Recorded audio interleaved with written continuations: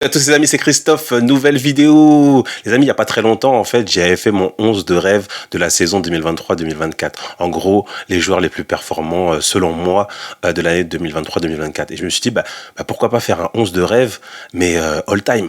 En gros, des joueurs justement qui m'ont le plus marqué, en tout cas les joueurs qui m'ont fait kiffer le foot depuis toutes ces années.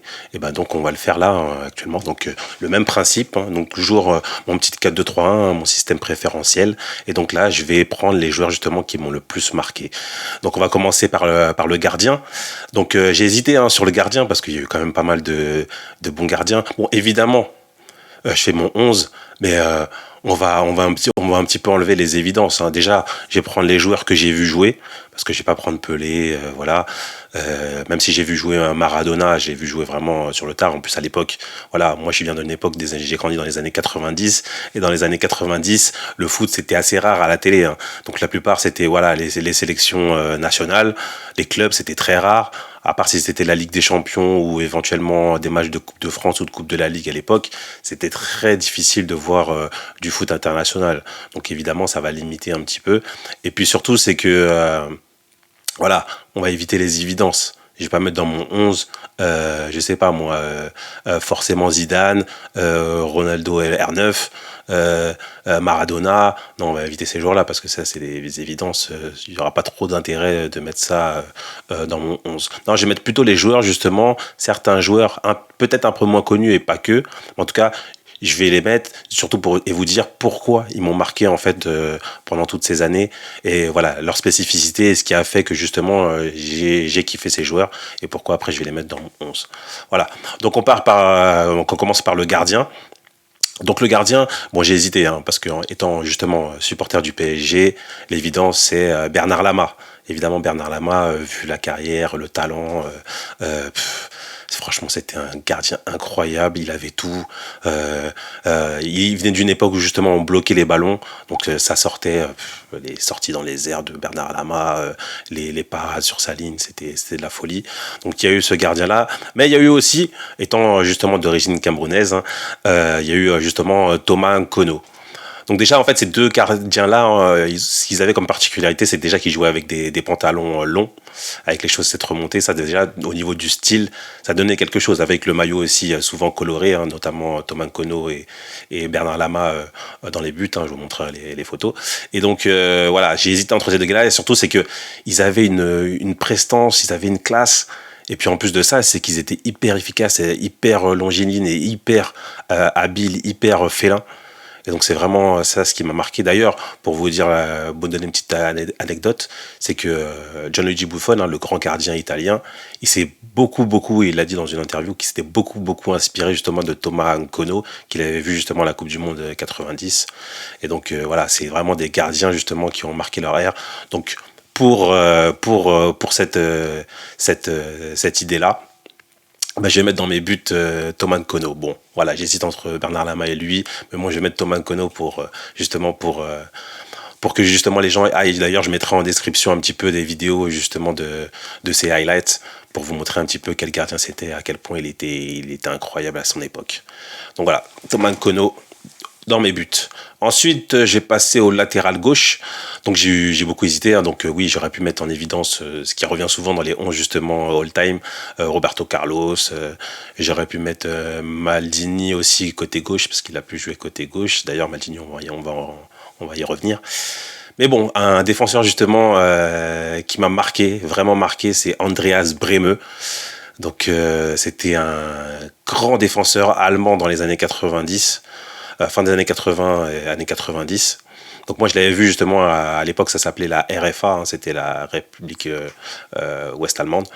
Et donc il jouait donc côté gauche. Et donc ce défenseur-là, c'était incroyable, le pied gauche qu'il avait, c'était que les centres, ils étaient millimétrés, c'était toujours qualitatif, une grosse frappe de balle. Et surtout, c'est qu'il avait comme particularité, pour moi à l'époque, parce que les années 90, c'est là où je commençais justement le foot, mais il avait comme particularité, c'était très difficile pour un gaucher d'avoir un pied droit valable. C'est très rare, justement, c'est beaucoup plus commun d'avoir un droitier qui est à l'aise avec son pied gauche Mais c'est très rare d'avoir un gaucher qui est à l'aise avec son pied droit, parce que oui, les gauchers sont un peu unilatéraux. C'est le pied droit, limite, il sert qu'à monter dans le bus.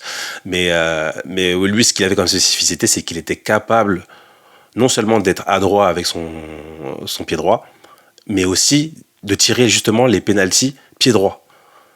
Pour vous dire la dinguerie, c'est que le mec en demi-finale de Coupe du Monde et ensuite en finale, le mec il met des pénaltys pied droit et il le met. Et à tel point que même le but justement vainqueur pour la Coupe du Monde de la RFA en 90, c'est lui qui tire le pénalty. Donc en finale, hein, qui tire le pénalty justement vainqueur. Dans le jeu, hein, c'était même pas les tirs au but, c'était dans le jeu, à la 80e.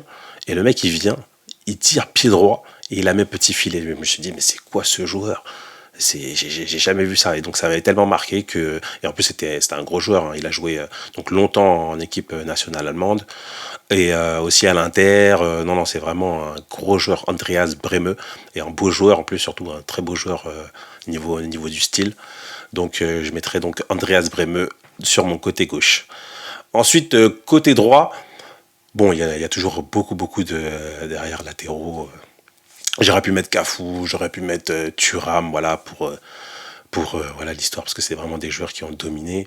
Mais c'est un joueur qui m'avait marqué aussi et qui était très bon, d'ailleurs, dans les années fin 90, début 2000. C'est le joueur qui s'appelle Gianluca Zambrotta. En fait, pareil, c'est un défenseur droit italien infatigable sur son côté. Hein. D'ailleurs, il a commencé, je crois, un peu milieu droit, et puis il a reculé défenseur droit, mais infatigable, avec en plus le style, moi je suis toujours un peu sensible au style, c'est qu'il avait un peu les jambes arquées. Souvent les jambes arquées, ça, je sais pas pourquoi, mais ça fait classe sur un terrain de foot, et infatigable sur son côté droit. D'ailleurs, champion du monde face à la France en 2006, hein, infatigable sur son côté droit, et super défenseur, hein, qui a joué notamment longtemps à la Juve, mais aussi au Barça, et puis en équipe nationale aussi, incontournable. Donc, super défenseur qui était Gianluca Zambrotta. Donc je le mets sur mon côté droit. Ensuite, j'ai passé la défense centrale. Bon, la défense centrale, pareil, hein, il y en a énormément des joueurs qui m'ont marqué, hein, que ce soit donc côté PSG avec Ricardo ou Alain Roche. Il y avait Le Guen aussi qui avait reculé après en défense. Il y a quoi d'autre? Il y a plein de défenseurs brésiliens. Il y en a, je peux vous en citer plein, Lucho. Vraiment, il y en a énormément. De Sailly, Thuram aussi qui a joué un peu dans l'axe, Laurent Blanc, je pense qu'il y a plein des grands défenseurs. Mais vraiment les défenseurs qui m'ont marqué, c'est Maldini. Donc Maldini, il a beaucoup joué à gauche. D'ailleurs, c'était un des rares défenseurs, Maldini, Paolo Maldini, hein, le grand Paolo Maldini, c'est l'un des rares défenseurs à être capable de jouer sur les 4 postes de la défense. Il pouvait jouer donc défenseur gauche, donc la plupart, il a commencé à gauche, il a fait la plupart de ses matchs d'ailleurs à gauche, mais il pouvait aussi jouer en défense centrale, hein, que ce soit défenseur central gauche ou droit, mais également latéral droit. Donc c'est vraiment l'un des rares joueurs qui pouvait occuper les 4 postes. Je crois que le seul de mémoire qui pouvait le faire, c'était il y avait Nacho au Real, hein, qui jouait aussi les 4 postes, hein. Bon, même si c'était un niveau beaucoup moins fort, mais bon, voilà, c'était un des rares. Mais après, j'en ai pas d'autres comme ça de mémoire, mais vraiment ils étaient incroyables. Maldini, c'est surtout Maldini, c'est une carrière de plus de 20 ans. Donc il a commencé donc au Milan AC, hein, dans le club justement de son père aussi, Cesare Maldini, qui avait joué là-bas. Et il a joué donc il a commencé dans fin des années 80 et il a terminé donc en équipe nationale, je crois que c'était en 2003 ou 2004, je sais plus. Et sinon au Milan, il a joué jusqu'en 2008, mais bon, c'est une carrière de fou furieux, il a joué plus de 20 ans. Au haut niveau, je sais pas, presque 1000 matchs en carrière, une dinguerie ce joueur. Et puis surtout, c'est que vous jouez autant de matchs, normalement il y a des baisses de niveau, voilà. Lui, Maldini, franchement, je sais pas si j'ai déjà vu un match où il avait pris un bouillon, où il était complètement mauvais, complètement à la rue. Non, franchement, toujours, allez, minimum moyen, mais toujours de très très haut niveau, et un défenseur de grande classe. Surtout, c'est que très peu de tacles, parce qu'on défend debout. Un vrai défenseur, il n'a pas besoin de tacler. Tacler, c'est quand t'es en galère. Lui, non, toujours debout, toujours classe, toujours propre. Quand il fait faute, c'est intelligent, c'est pas des fautes de boucher, non, ça a rien. Toujours la classe. et beau à voir jouer, hein. Surtout les deux pieds. Les deux pieds aussi, c'est très rare justement pour un défenseur en plus. Parce qu'en plus, il a joué dans une époque, fin des années 80, où les défenseurs étaient un peu plus bruts de décoffrage, voilà, un petit peu bourru, voilà, pas très habile avec ses pieds. Non, lui, non, c'était la classe, les deux pieds. Et non, incroyable joueur qui était Paolo Maldini, donc j'étais obligé quand même de le mettre parce que quand tu commences justement, moi j'ai commencé en défense, et ben quand tu regardes des matchs comme ça, t'as envie de jouer comme lui, t'as envie de le copier, hein. Donc incroyable Maldini. Et ensuite à côté de lui, donc j'ai hésité, je me suis dit soit le côté un petit peu bouché pour un petit peu avoir voilà un aboyeur dans mon équipe, un fou furieux dans mon équipe, ou alors le côté aussi classe. Donc j'ai beaucoup hésité et donc pour moi l'hésitation c'était entre Thiago Silva. Bon, je le dis un petit peu à contre-cœur parce que Thiago Silva, franchement, c'est un défenseur qui m'a déçu, hein, parce que j'ai fait d'ailleurs un petit short rapide justement sur le recul frein et je me disais mais comment un joueur aussi fort avec autant de qualité, il avait tout, hein, comme Maldini, il avait tout. Il avait la technique, il avait la défense, il était habile, il avait le jeu de tête, il avait tout. Mais je me dis mais comment un défenseur comme ça, il est peureux? Comment tu peux être peureux avec toutes ces qualités? Tu fais peur aux attaquants. Ils avaient peur de t'affronter parce qu'ils savaient qu'ils allaient jamais passer. Mais toi, tu as cette trouille qui fait que tu recules, tu recules, tu recules. Alors que justement, avec toute ton aisance technique, il était même pas lent en plus, il avait une bonne vitesse. Comment ça se fait que tu te défends à 30 mètres de ton but dès que ça commence à être chaud? Normalement, c'est le contraire. Tu devrais avancer vers les défenseurs, ils auraient peur de toi. Et non. Mais aussi, il était quand même tellement talentueux. Franchement, c'est l'un des rares joueurs où j'ai vu, il a inventé ce truc au duel. Le mec, il a tellement pensé avant toi qu'en fait, au moment où il fait sa tête, il regarde déjà à comment je vais relancer. Il a inventé la défense relance. C'est une dinguerie. Je voyais ça justement au PSG. Je me disais, mais comment c'est possible? Il a inventé la relance, la défense en relance. Donc le mec, il te contre en même temps, il relance. C'est une dinguerie. Mais en même temps, il y avait tous ces défauts de peureux, tu vois. C'est dingue. Donc j'ai hésité avec lui et Jaap Stam. Jaap Stam, en fait, c'était le hooligan hollandais, un monstre. Franchement, il faisait flipper. Même physiquement, il faisait flipper. 1m90, tu vois, plus de 90 kilos, un monstre. Et pourtant, pas si dégueulasse avec ses pieds, hein, mais un monstre, un fou furieux, il faisait peur. Il faisait peur. Et c'est les Pays-Bas, la grande équipe des Pays-Bas des années 90-2000. Pareil, il a joué à Milan, il a joué aux Pays-Bas. Un monstre, un monstre. Et notamment à Manchester United, que j'oublie. Manchester United, grosse équipe justement de la fin des années 90. Un monstre et Abstam. Donc j'hésitais entre les deux. Bon, finalement, bon allez, on va mettre la technique quand même pour dire que voilà, le foot, c'est beau quand même quand c'est classe. Donc je vais mettre Thiago Silva. Donc voilà ma défense. Donc ensuite on va passer au milieu de terrain. Donc ouais, je joue en 4-2-3-1. Donc je vais mettre deux des milieux devant la défense. Donc 1 plus 6, 1 plus 8. Et donc là, l'évidence pour moi, hein, c'est un joueur vraiment qui m'a marqué dans les années 2000, fin 90-2000. C'est toujours un peu cette période parce que c'est la période justement où j'étais un petit peu ado. Donc du coup c'est là où les souvenirs restent le plus, hein, parce que c'était premiers émois du foot. Et donc là en 6, pour moi c'est une évidence, je vais mettre Edgar Davids. Bon, même s'il jouait aussi un petit peu 6-8, parce qu'il était aussi habile techniquement, donc il pouvait jouer aussi box-to-box, mettre des buts aussi, il mettait des frappes, il avait une bonne frappe, mais Edgar Davids, c'était la classe, hein, déjà avec le style. Moi, je suis très porté sur le style, hein, parce que autant il faut être bon mais autant il faut avoir du style. Donc c'était les locks, c'était les lunettes parce qu'il avait eu un problème aux yeux, donc du coup il avait ses lunettes. C'était la classe. En plus, vous vous rappelez de cette pub, je la mettrai le lien en commentaire, de cette pub Nike incroyable où il est un petit peu le mec au démarrage, on le voit et tout, avec le jonglage, il était hyper habile techniquement. Donc non, et en plus gaucher, moi j'étais gaucher, donc du coup non, Edgar Davids, c'était la classe, donc obligatoire qu'il soit dans mon 11. Donc je mets lui. Et puis après, à côté de lui, au milieu, j'ai aussi hésité parce qu'il y a pas mal de milieux, justement, pas mal en box-to-box. Il y avait Vieira aussi qui m'avait marqué à cette époque. Il y en a tellement des milieux, franchement, de haut niveau. Il y a toute l'école anglaise, hein, que ce soit Lampard, Gerrard, etc. Mais dans l'école anglaise, justement, il y en a un qui m'a marqué parce que j'étais aussi beaucoup team Manchester United fin des années 90-2000 parce que cette équipe, elle était incroyable. Et il y avait ce petit joueur, en fait, qui s'appelait Paul Scholes. Donc, un petit roux, voilà, qui paye pas de mine, hein, on le voit, il est là, tu te dis, mais il va être compliqué, ça va être compliqué, surtout au milieu, parce que c'est là où il y a plus de densité, plus de contact, etc.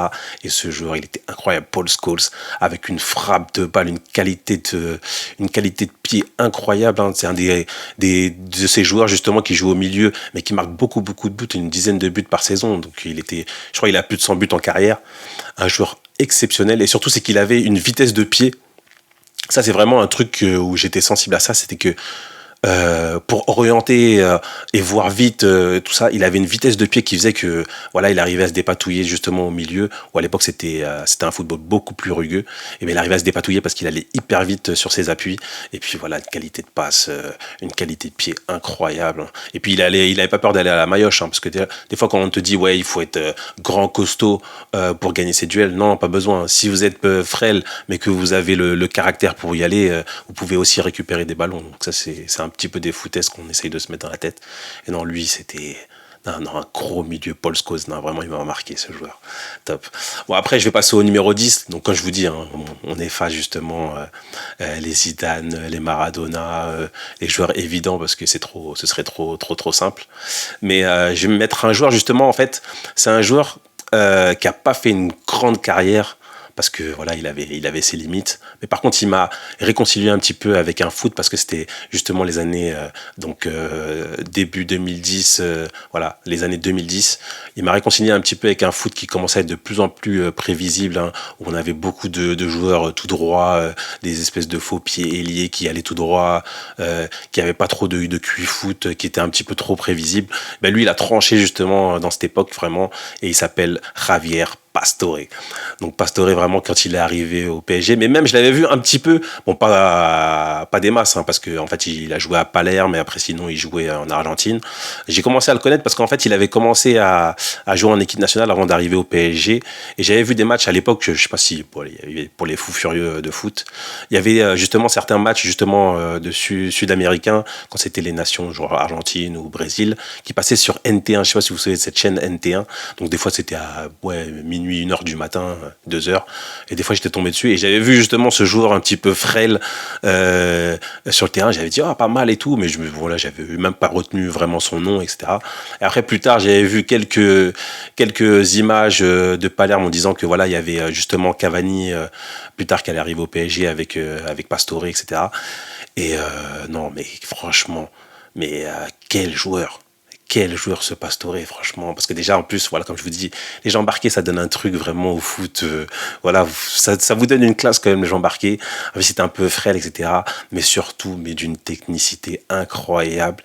Et surtout tellement imprévisible. En fait, quand tu voyais jouer Pastore, ce que j'aimais justement au PSG, c'est que tu savais jamais ce qu'il allait faire. C'est que tu vois, quand tu regardais le match, tu disais, ah ben normalement, un joueur, il doit la donner ici, là, il doit la donner là, ah là, il doit tirer, là, non, avec Pastore, tu savais jamais. Et puis surtout, c'était qui te mettait de ses actions, de ses ouvertures, une vision du jeu, une technique, les petits ponts, les palpes piquées, les ouvertures. C'était un joueur incroyable, Pastore. Malheureusement, il avait ses limites, c'est qu'il était, il était peut-être trop gentil pour ce foot-là, qui demandait beaucoup plus d'exigence, beaucoup plus de caractère, de dureté. Et lui, voilà, c'est la gentillesse, c'est la classe. Voilà, c'est la classe, c'est la beauté, c'est magnifique. Hein. Dommage qu'il voilà, il y a eu ses blessures, tout ça, et puis même, je pense qu'il n'avait pas la tête à se faire mal. Voilà, il n'avait pas ce truc de se faire mal. Mais bon, Pastore, quel joueur. Hein. Vraiment, en plus, le peu de passages qu'il a fait au PSG, vous demandez à beaucoup de supporters, ils vont tous vous dire Pastore, c'était quelque chose. Hein. D'ailleurs, quand je vais souvent au parc, je vois beaucoup de maillots de Pastore, hein, parce que non, Pastore, c'était la classe. Donc, je suis obligé de le mettre en 10. Ensuite, j'ai passé à l'attaque. Bon, l'attaque, pareil, hein, l'attaque, c'est de la folie avec tous ces joueurs. Mais je vais quand même privilégier un joueur. Bon, c'est un grand joueur, on le connaît tous, mais c'est vrai qu'il est un petit peu oublié justement dans les 11 all-time, et pourtant, quelle classe. Je vais le mettre donc côté gauche, parce qu'il a aussi joué un peu côté gauche, c'est Rivaldo. Rivaldo. Non, vraiment, quel joueur Rivaldo. Déjà, il fallait forcément un Brésilien dans mon 11, hein, parce que le foot, c'est le Brésil, donc obligatoire. Et puis Rivaldo, quel pied gauche. Franchement, j'ai tellement été jaloux de ce pied gauche, parce que c'est un pied gauche à tête chercheuse. C'est le mec, peu importe où tu es sur le terrain, s'il veut te la donner dans tes pieds, il te la donne dans tes pieds. Un pied gauche incroyable. Et il avait tout. Il avait la vitesse, il avait le jump, il avait la puissance, il avait le pied gauche, il avait la technique, il avait le dribble. Il avait absolument tout, pardon. Il avait absolument tout. Quel joueur Rivaldo. Et puis il m'a régalé, hein, donc que ce soit au Barça c'était la classe internationale au Barça, avec le Brésil. D'ailleurs, les derniers titres justement du Brésil, c'était avec Rivaldo. Après, derrière, il n'y a plus eu grand chose, peut-être des Copa América. Ouais, si, je crois qu'il a dû en avoir une.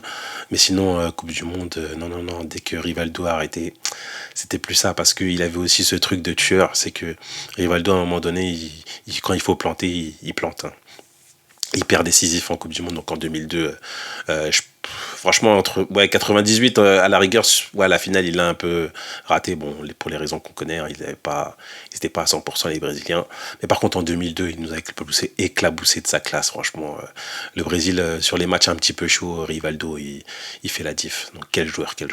Donc, forcément, un Brésilien et Rivaldo sur mon côté gauche. Ensuite, on va passer au côté droit. Donc pareil, hein, il y en a des choix, hein. Il y en a beaucoup. Mais je vais mettre un joueur parce que, ouais, quand je vous dis, moi, il faut avoir du style justement dans mon 11. C'est très très important le style. Et je vais vous mettre David Beckham. Forcément David Beckham. D'ailleurs, c'est vraiment un joueur qui est quand même assez décrié. En fait, c'est bizarre. C'est que d'un côté, il y en a qui le mettent un petit peu trop en disant Beckham, c'est un joueur all-time, une légende, etc. Et il y en a d'autres qui disent, ouais, franchement, Beckham surcoté parce que voilà, il n'avait pas grand-chose. Non. C'est entre les deux. C'est que c'est vrai que Beckham, intrinsèquement, en fait, ce qu'il y a, c'est que Beckham, lui, tout ce qu'il le faisait à la perfection. Tout ce qu'il savait faire, il le faisait à la perfection. C'est-à-dire, son pied droit, c'était... Je sais pas s'il y a eu de meilleurs pieds que Beckham, parce qu'en termes de coups francs, de corner, en fait, lui, une action de but, c'était un corner, un coup franc. Voilà, dès que tu étais, par exemple, il a beaucoup joué, donc il a été formé à Manchester, il a beaucoup joué à Manchester. À Manchester, dès que vous aviez un coup franc, peu importe où c'était, un coup franc ou un corner avec Beckham, c'était une action de but. Vous voyez, même les supporters, ils devenaient fous parce qu'ils disaient, mais c'est bon, c'est Beckham qui va tirer. Et je te dis, tu le vois en plus le contraste avec maintenant, où tu avais des joueurs, ils te tirent, on l'a vu avec la France à l'Euro, hein, Griezmann ou Dembélé, les mecs ils ont 10 corners, il y en a un qui est bon. Tu te dis, mais comment c'est possible? C'est un coup de pied arrêté, tu as le temps, tu vois, il n'y a pas de contrainte de temps, il n'y a pas d'adversaire devant toi, tu peux quand même t'appliquer. Et non, Beckham, lui, c'était 9 sur 10. C'était sur la tête d'un de ses coéquipiers, c'était de la folie. Et il en a marqué au plus des coups francs. Je sais plus il en a combien en carrière, mais c'est une folie. Non, quel joueur, et surtout la classe. Vous voyez l'application qu'il mettait quand il frappait un ballon. Non, franchement, c'était la classe, Beckham. Et puis en plus de ça, c'est que même si voilà, c'était pas le meilleur dribbleur, c'était pas le joueur qui allait le plus vite, c'était pas le joueur le plus costaud qui sautait le plus haut. Mais par contre, il allait à la maillotche, il n'avait pas peur, même si voilà, vous voyez, ouais, je suis avec une Spice Girl, je me recoiffe pendant que je joue, mais il allait à la maillotche, il n'avait pas peur d'aller au contact, Beckham. Et puis voilà, c'est que même ça, il y avait le cœur, très peu de blessures, et surtout, voilà, tous les matchs, il était là et il donnait à 100%. Donc, non, quel joueur, Beckham, David Beckham. De toute façon, je mettrai les highlights de chaque joueur, hein, pour que vous voyez un petit peu en description. Surtout pour les plus jeunes, il faut aller voir ces joueurs, hein, pour vous dire que voilà, il y a eu du foot avant Messi et Ronaldo, et du foot de qualité, de très très haut niveau. Donc, c'est très important. Et donc, je vais finir avec mon buteur. Parce que là, ça fait déjà plus de 20 minutes de vidéo. Quand même, on va pas trop durer non plus. Mais c'est important justement de faire un petit peu ce panorama en fait de joueurs incroyables. Et donc en neuf, bon, il y en a plein des neufs, hein. J'aurais pu même d'ailleurs faire une attaque, parce que moi j'étais beaucoup Manchester United à l'époque. J'aurais pu faire une attaque Dwight York, Andy Cole, parce que c'était vraiment le duo magique à l'époque que je suivais beaucoup. Il y avait aussi Chiesa Crespo, justement, à l'époque à Parme. Il y avait Christian Vieri, que j'aimais beaucoup. Il y a eu Eto'o, vraiment, Samuel Eto'o, évidemment. Il y en a eu des joueurs. Mais ce joueur-là, en fait, c'est vraiment mes premiers amours de foot. Et puis, quand t'es Camerounais, c'est incontournable, t'as pas le choix. Tout le monde connaît Roger Milla, vraiment Roger Milla, c'est lui qui a mis justement le Cameroun justement sur la carte, hein, parce que voilà, si tu connaissais pas le Cameroun, tu savais pas où le situer. Ben, une fois que tu avais vu justement le Cameroun de Roger Milla en 90, ben, tout de suite tu savais justement où était le Cameroun.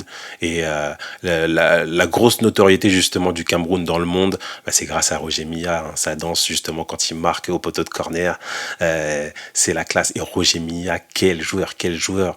D'ailleurs, dans les années, cette Coupe du Monde par exemple 90 où le Cameroun fait quart de finale, hein, première fois qu'un pays africain fait quart de finale, ben, Roger Milla c'est un peu la star de cette équipe, hein. Sachant qu'il est très très vieux à cette époque. Je crois qu'il a combien, 38 ans, je crois. Et, ouais, ouais. Et 38 ans, donc hors taxe, hein, au Cameroun, on ne sait jamais vraiment les âges. Mais il est déjà en fin de carrière, hein. Je crois qu'il joue, je sais plus à la Réunion ou je sais plus à l'époque. Mais pourtant, voilà, il rentre à la fin des matchs parce qu'il peut pas faire les matchs entiers à cet âge-là. Et vous voyez le félin que c'est, la technicité qu'il avait. C'est que là aussi, je disais que c'est vers ces années-là, justement, c'est quand tu commences justement à voir ce foot, tu vois que, en fait, buteur, c'est autre chose. C'est plus que justement de la technique, du travail. Il y a autre chose. Franchement, le sens du but, en fait, c'est pas tout le monde qui l'a. Parce que quand vous voyez justement les buts qu'il met, que ce soit donc pied droit, pied gauche, avec quelle facilité justement il fait ses appels, il efface ses défenseurs et il frappe dans le ballon, tu sens qu'il y a quelque chose en plus que les autres joueurs. Voilà, ce joueur-là, il avait quelque chose en plus. Il était félin, il était fourbe. Parce que vous voyez certains buts, notamment sur Higuita, où il lui vole le ballon et il va marquer. Il avait ce truc de sentir les choses que beaucoup de joueurs n'arrivaient pas à sentir. Et Roger Milla, c'est ça. Et en plus de ça, il était intelligent dans la passe, dans le jeu. Voilà, très peu de déchets. Donc vraiment, non, Roger Milla, c'était quelque chose. Donc vous verrez les highlights justement. N'hésitez pas, franchement, il faut aller voir les highlights que je vais vous mettre. Non, c'était un joueur incroyable.